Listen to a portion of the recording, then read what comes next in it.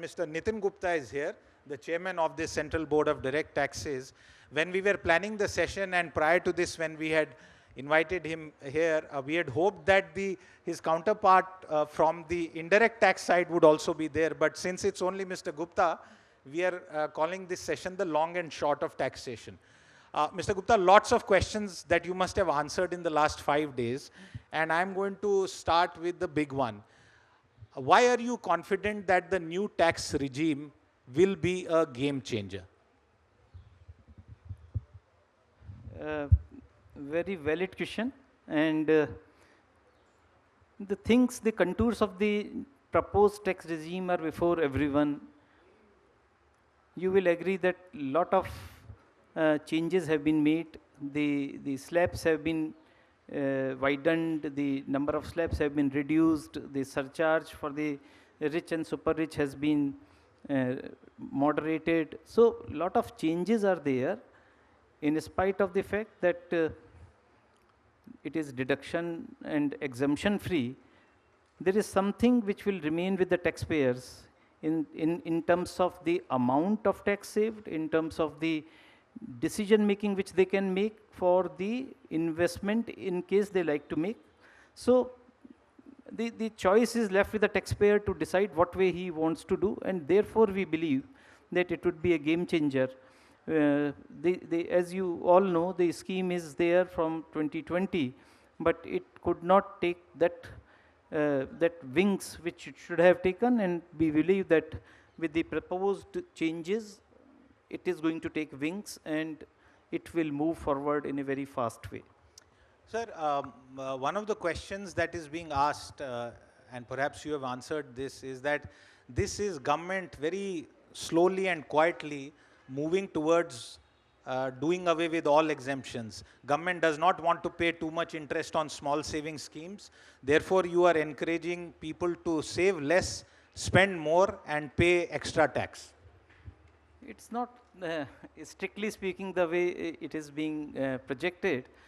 As a taxpayer, even if one chooses to be in the proposed regime, he is free to make a contribution towards savings or anything. So, that's not the case. See, we are looking at from the taxation perspective, and apart from being simplistic, where you need not maintain any documentation, you can file the return of income in a very simplistic manner without the help of a professional. All these are pluses, and from the tax administration perspective, let me say, what we are coming across is certain people are misutilizing the trust which we have reposed in them by claiming wrongful deductions and exemptions. So, probably that thing would also be a thing of the past, only because of certain people who, I think, shift the taxpayers, change their mind to utilize unavailable deductions and exemptions. That will become a thing of the past as well. And the administration of tax, administration of the return would be simpler for us as well. What is the percentage, if you can share with us, Mr. Gupta, of such people who, as you said, are claiming wrongful exemptions? It's very difficult to define in terms of percentage, but even a single person, if he is utilizing it wrongfully, is not good. We mounted certain actions in political parties, and what we found that it is very rampant to claim deduction of the contribution made to the political party, and claiming it, the money has been paid back to the person who donated the money, who contributed to the political party, and then, so it is limited to not all political parties, it is limited to certain very with low profile. So that is there, these are unregistered as well.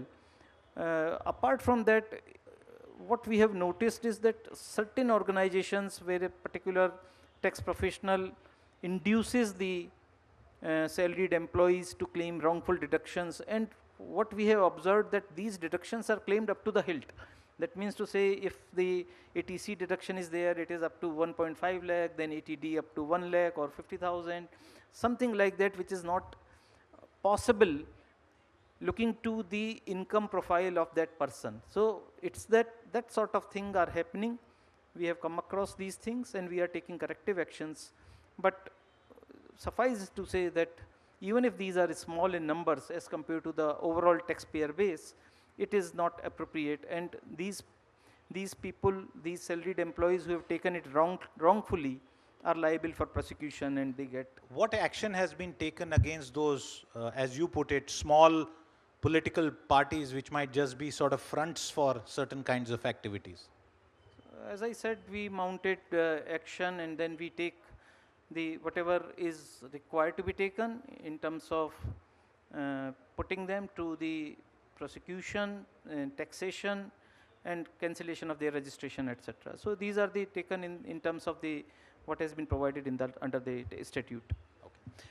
Let's come to another question, and this is to do with the fact that there are certain people in the insurance industry who are saying that there will be a negative impact on the insurance sector because of some of these proposals in the finance bill. What would you say to them? Let me clarify 2 points. The first is that with the proposed regime, it is up to the taxpayer, as I have told you, that it is up to the taxpayer to decide which type of policy he or she wants to have, whether term or endowment or any other policy. So it is left to the choice of the taxpayer. So exactly it is not going to, it may have some impact on the insurance sector, but not to that extent. Secondly, the proposed change of limiting the tax benefit up to rupees 5 lakh of the annual premium paid by the taxpayer is not restrictive, in the sense that insurance company can still float a policy where the annual premium is of 10 lakh rupees or anything, but the tax benefit will not be available. So that is the only point which is there. And one more point which comes to my thought is that probably it is going to make the sector more competitive. Probably the insurance companies will come out with better products. They will be more efficient in terms of providing returns to the person who is taking a policy. So I think it is going to be a better terrain, better area henceforth. So what you are also saying, Mr. Gupta, is that insurance products should be for the specific purpose to insure against certain eventualities and not for tax shopping, really. Definitely.